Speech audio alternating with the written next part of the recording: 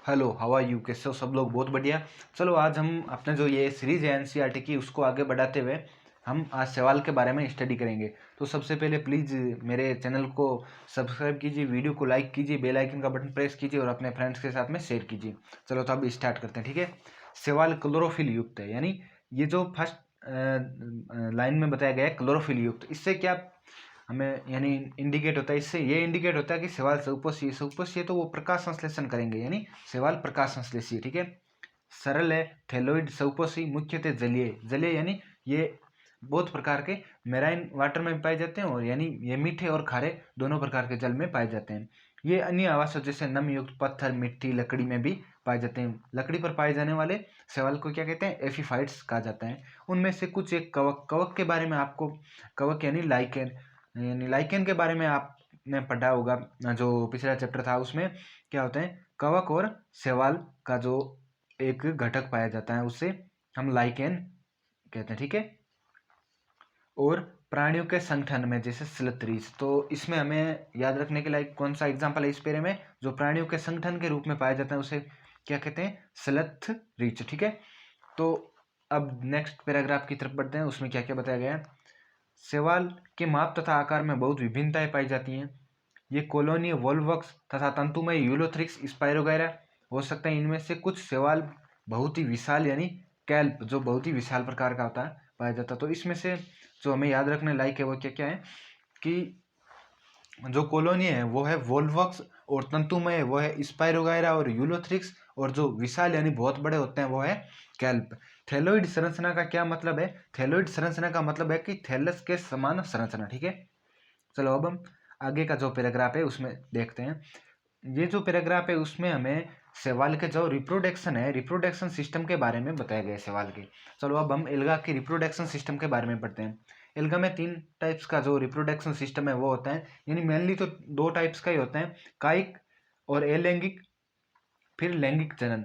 कायिक, जो कायिक जनन होता है वो विखंडन विधि द्वारा होता है जिसमें प्रत्येक खंड से थैलस का निर्माण होता है, ठीक है। अलैंगिक जनन विभिन्न प्रकार के बीजाणुओं द्वारा होता है।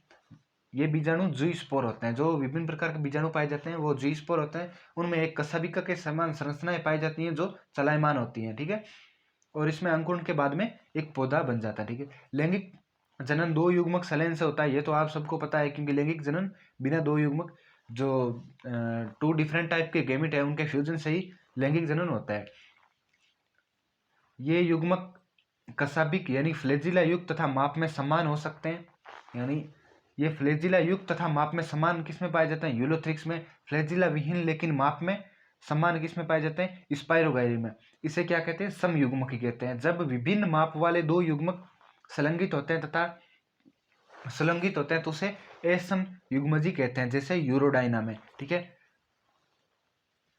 कि कुछ स्पीसीज में विषम युग्मकी लैंगिक जनन के एक बड़े अचल स्थितिक मादा युग्मक के एक छोटा चलायमान नर युग्मक सम्मिलित होता है, जैसे वोल्वक्स तथा फ्यूकस, ठीक है। तो इसमें से हमें याद रखने वाले एग्जाम्पल कौन कौन से, एक बार हम इसे फिर से देख लेते हैं। इसमें हमें याद रखने लायक ये है कि कशाभिका किस में पाई जाती है? यूलोथ्रिक्स में। एक कशाभिक किस में पाए जाते हैं? स्पाइरोगाइरा में।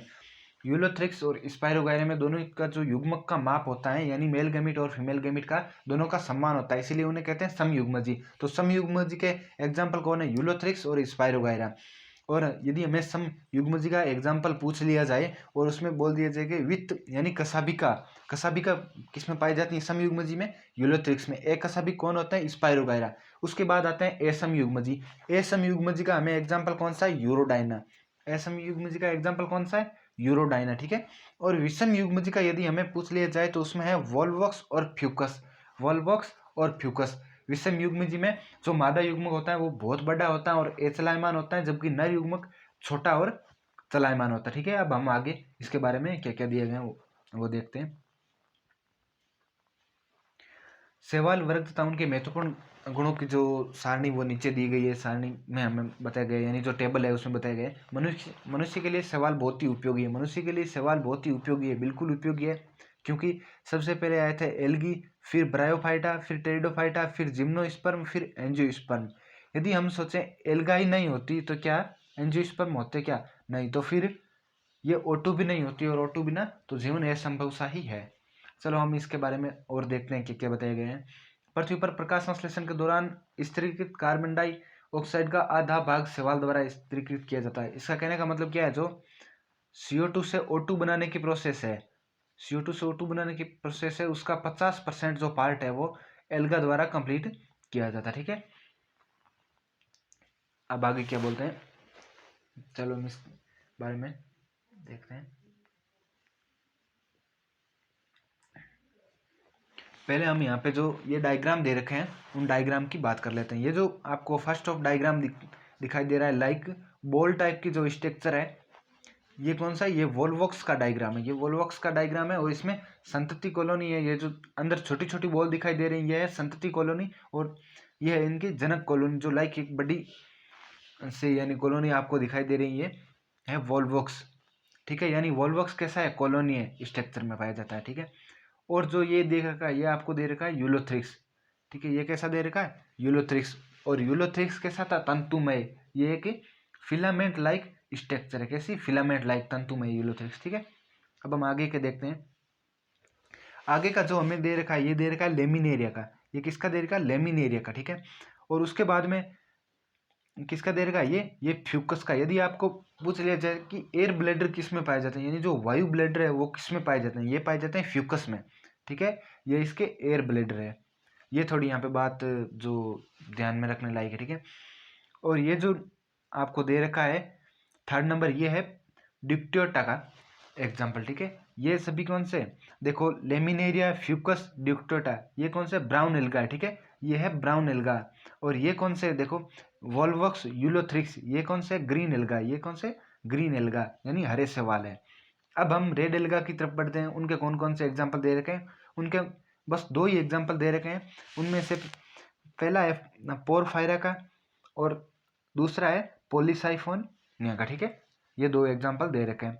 चलो अब इनकी जो एक टेबल बताई गई थी उस टेबल पे नजर डालते हैं। हाँ, ये टेबल बहुत इंपॉर्टेंट है, इसको ध्यान से देखना।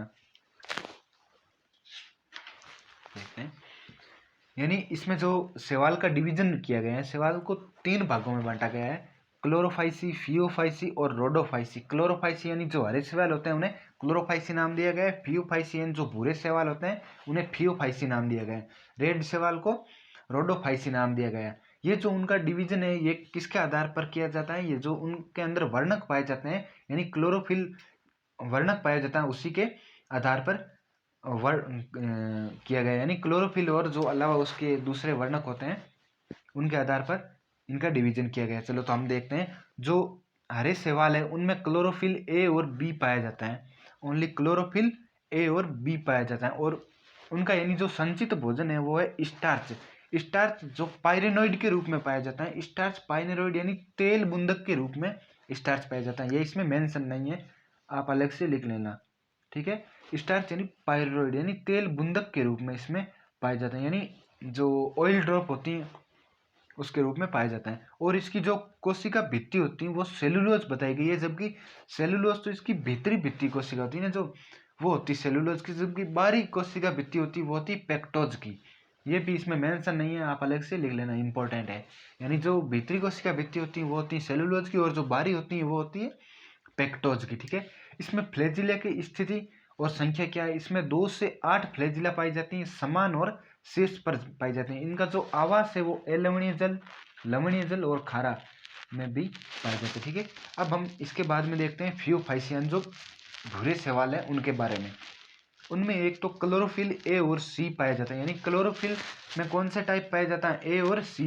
भूरा शैवाल पाया जाता है, इनमें फ्यूकोजेंथिन वर्णक पाया जाता है। फ्यूकोजेंथिन वर्णक के कारण इन्हें फियोफाइसी या भूरे शैवाल कहते हैं। इनमें एक और वर्णक पाया जाता है केरेटिनोइड, जो इसमें मेंशन नहीं है, आप लिख लेना, इंपॉर्टेंट है केरेटिनोइड।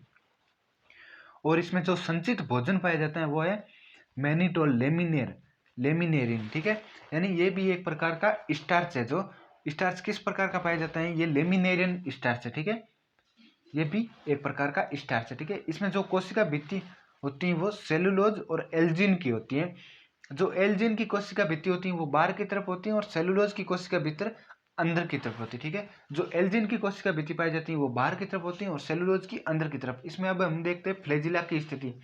फ्लैजिला इसमें 2 पाई जाती हैं, जो असमान और पार्श्व होती है, यानी समान नहीं पाई जाती। फ्लैजिला छोटी या बड़ी हो सकती हैं और ये पार्श्व स्थिति में पाई जाती हैं। और इनका यदि हम आवास देखें तो ये अलवणीय जल यानी बहुत अलवणीय जल में तो बहुत कम पाए जाते हैं, यानी मीठे जल में बहुत कम पाए जाते हैं। ये अक्सर खारे और लवणीय जल में पाए जाते हैं। अब हम देखते हैं रोडोफाइसी यानी जो रेड एल्गा है उनके बारे में। रोडोफाइसी या लाल शैवाल, इसमें जो क्लोरोफिल का वर्णक टाइप है वो ए और डी टाइप पाया जाता है। जो क्लोरोफिल वर्णक है वो ए और डी टाइप पाया जाता है और इसमें फाइकोइरिथ्रिन वर्णक पाया जाता है। और फाइकोइरिथ्रिन में कौन सा पाया जाता है? आर फाइकोइरिथ्रिन, ये आप लिख लेना, इंपॉर्टेंट है, आर फाइकोइरिथ्रिन। और जो इसमें संचित भोजन है वो फ्लोरिडियन स्टार्च है, ठीक है, फ्लोरिडियन स्टार्च। अब हम देखते हैं इनकी कोशिका भित्ति। इनकी कोशिका भित्ति सेल्यूलोज की ही बनी होती है। इसमें अंदर और बाहर वाला कोई यानी नहीं दे रखा, एनसीईआरटी में भी नहीं दे रखा और इतना इंपॉर्टेंट भी नहीं है। तो आप रोडोफाइसी में जब भी कोशिका भित्ति के बारे में पूछा जाए तो सेल्यूलोज की ही करोगे। और जो फियोफाइसी है उसमें यदि आपको बाहर की तरफ है एल्जिन की और क्लोरोफाइसी में बाहर की तरफ है पेक्टोज की और अंदर की तरफ सेल्यूलोज ही सेल्यूलोज, ठीक है। और यदि हम इसमें फ्लैजिला की स्थिति देखें तो जो रोडोफाइसी है उनमें फ्लैजिला एब्सेंट होती है, फ्लैजिला एब्सेंट होती है, ठीक है। और इनका यदि हम आवास देखें तो ये अलवणीय जल में भी पाए जाते हैं, खारे जल और लवणीय जल में भी पाए जाते हैं। अलवणीय जल यानी मीठे जल में कम पाए जाते हैं, खारे जल में अधिकांशतः पाए जाते हैं, ठीक है। अब हम इसके अलावा जो आगे दे रखा है इसकी यानी जो हमें एल्गा की इंपॉर्टेंस दे रखी थी उसी को हम आगे कंटिन्यू करते हैं। उससे पहले हमें क्या बताया गया था इंपॉर्टेंस में? हमें बस इतना ही बताया गया था कि ये मनुष्य के लिए बहुत इंपॉर्टेंट है और जो यानी कार्बन डाइऑक्साइड का स्थिरीकरण होता है उसका 50% भाग है वो एल्गा द्वारा होता है। अब हम आगे इसके बारे में क्या बताया गया है। प्रकाश संश्लेषित जीव होने के कारण शैवाल अपने आसपास के पर्यावरण में घुलित ऑक्सीजन के स्तर को बढ़ा देते हैं। ऑक्सीजन के स्तर को तो बढ़ाएगा क्योंकि ये CO2 कंज्यूम करता है और उसको O2 में कन्वर्ट कर देता है, ठीक है। ये ऊर्जा के प्राथमिक उत्पादक होने के कारण बहुत ही महत्वपूर्ण है क्योंकि जलीय प्राणियों के खाद्य चक्रों का आधार है। खाद्य चक्रों का जलीय प्राणियों का आधार है क्योंकि जलीय प्राणी होते हैं वो इनको खाते हैं। वैसे भी आधार इसको क्यों कहा गया है ये मैंने पहले भी बताया गया था, एल्गा, ब्रायोफाइटा, टेरिडोफाइटा, जिम्नोस्पर्म और एंजियोस्पर्म। तो ये इनका एल्गा है जो आधार है, ठीक है। चलो हम आगे देखते हैं। पोरफायरा, लेमिनेरिया तथा सर्गासम की बहुत सी स्पीसीज समुद्र की 70% स्पीसीज में से हैं। यानी ये बहुत ही ज़्यादा समुद्र में यदि हम 70% स्पीसीज देखें तो ये पोरफायरा, लेमिनेरिया और सर्गासम होती हैं। ये थोड़ा यहाँ पे इम्पोर्टेंट है, आप याद रख लेना। भोजन के रूप में उपयोग की जाती है। ये जो 70% स्पीसीज भोजन के रूप में यूज की जाती है, पोरफायरा, लेमिनेरिया और सर्गासम, ठीक है। कुछ समुद्री भूरे तथा लाल शैवाल बहुत ही अधिक कारागिन यानी लाल शैवाल का कारागिन का उत्पादन करते हैं जिनका व्यावसायिक उपयोग होता है।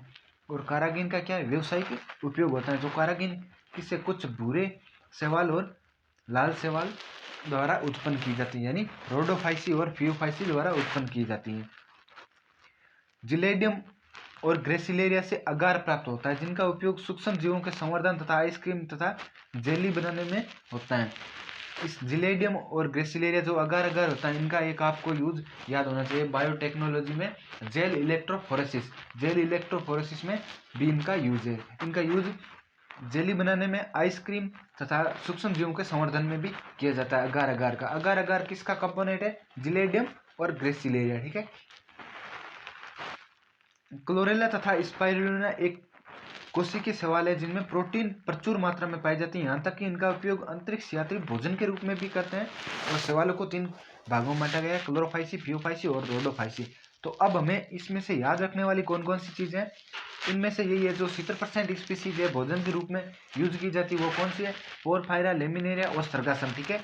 उसके बाद में याद रखने लायक ये है कि जो अगार है वो किसका कंपोनेंट है? जिलेडियम और ग्रेसिलेरिया का कंपोनेंट है और इसका यूज किया सूक्ष्म जीवों के संवर्धन में, आइसक्रीम और जेली बनाने में।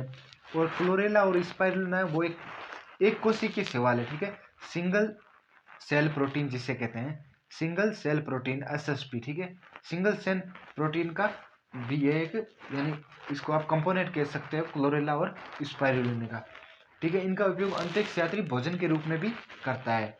और अब हम इसके टाइप्स के बारे में देखते हैं, ठीक है। पहले आता है क्लोरोफाइसी। क्लोरोफाइसी के बारे में हम क्या क्या जानते हैं, यानी हमने जो टेबल में पढ़ा था वो क्या क्या है उसके बारे में थोड़ा सा हम आइडिया ले लेते हैं। यानी क्लोरोफाइसी एक तो हरे शैवाल को कहते हैं। इनमें क्लोरोफिल ए टाइप और क्लोरोफिल बी टाइप पाया जाता है। और इसमें जो संचित भोजन होता है वो स्टार्च के रूप में पायरेनोइड एयर यानी पायरेनोइड ऑयल ड्रॉप्स के रूप में पाया जाता है। ठीक है, इसकी जो कोशिका भित्ति है वो बाहर की तरफ सेलुलोज की होती है और अंदर की तरफ पेक्टोज की होती है। इसकी जो फ्लैजिला की स्थिति है, फ्लैजिला की स्थिति 2 से 8 फ्लैजिला पाई जाती हैं और एक समान होती हैं और शीर्ष पर पाई जाती हैं। और जिनका ये आवास है ना, आवास के बारे में ये लवणीय जल, लवणीय जल और खारे यानी सभी प्रकार के मीडियम में पाए जाते हैं। और इसके बारे में क्या क्या बताया गया हम आगे देखते हैं। क्लोरोफाइसी के सदस्य को हरा शैवाल कहते हैं, ये हम जानते हैं। ये कोशिकीय कॉलोनी तथा तंतुमय हो सकते हैं। क्लोरोफिल ए तथा बी के प्रभावी होने के कारण इनका रंग हरी घास की तरह होता है। ठीक है, इनका जो कलर होता है वो ग्रीन घास की तरह होता है, यानी ठीक है ग्रीन ग्रास की तरह होता है।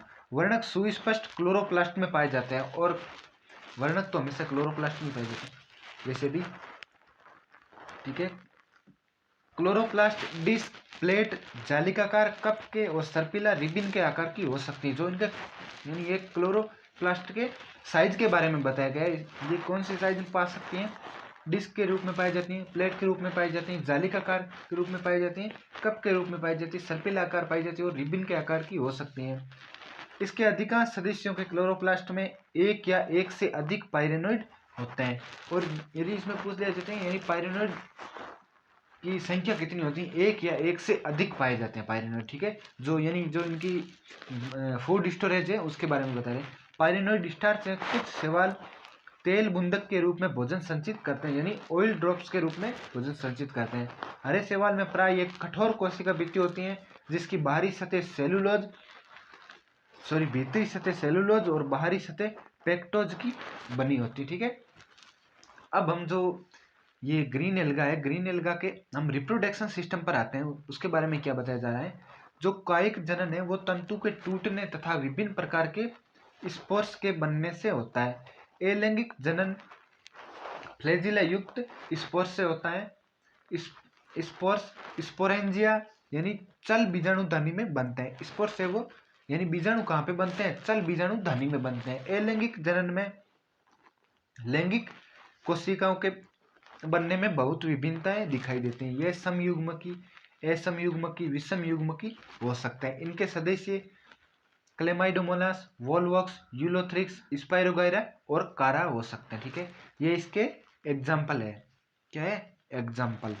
ठीक है, तो इसमें मेनली आपको कौन सी बात ध्यान में रखनी है, इसमें यानी इनका जो कलर होता है वो हरी घास के समान होता है और इनमें यानी डिस्क के आकार के, प्लेट के आकार के, जालिका के आकार के, कप के आकार के, सर्पिल आकार के और रिबिन के आकार के जो क्लोरोप्लास्ट इसमें पाया जाता है। और क्लोरोप्लास्ट में क्लोरोफिल वर्णक संचित रहता है। ठीक है, तो एक बार इसको हम थोड़ा रिपीट कर लेते हैं। जो इनके एग्जाम्पल है वो साथ में बोलो। क्लेमाइडोमोनास, वॉल्वॉक्स, यूलोथ्रिक्स, स्पाइरोगाइरा और कारा। ठीक है, ये इसके 5 एग्जाम्पल है। कौन कौन से? क्लेमाइडोमोनास, वॉल्वॉक्स, यूलोथ्रिक्स, स्पाइरोगाइरा और कारा। अब हम देखते हैं फियोफाइसी यानी भूरे शैवाल।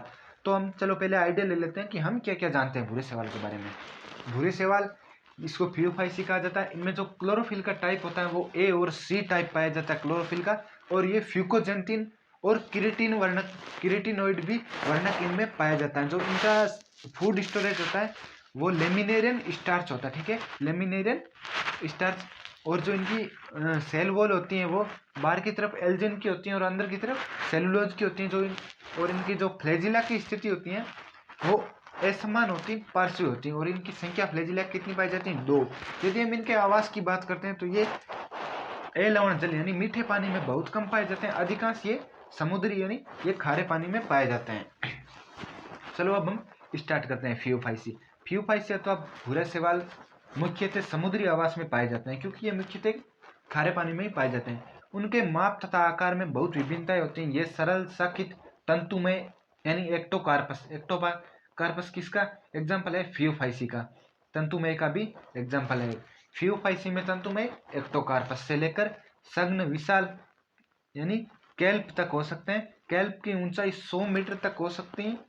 इसमें क्लोरोफिल ए, सी, किरेटिनोइड तथा जेंथोफिल होता है। इसका रंग जैतूनी हरे से लेकर भूरे के विभिन्न शेड तक हो सकता है, यानी इनका जो कलर है वो जैतूनी हरे से विभिन्न प्रकार के जो ब्राउन शेड्स होते हैं वहाँ तक हो सकते हैं। ये शेड्स जेंथोफिल वर्णक फ्यूकोजेंथिन की मात्रा पर निर्भर करते हैं, यानी ये जो शेड्स होते हैं उनकी जो निर्भरता है वो जेंथोफिल वर्णक की फ्यूकोजेंथिन में उपलब्धता के आधार पर होती है। ठीक है, इसमें जटिल कार्बोहाइड्रेट के रूप में भोजन संचित होता है। ये भोजन लेमिनेरियन तथा मैनिटोल के रूप में संचित होता है, लेमिनेरियन तथा मैनिटोल के रूप में हो सकता है।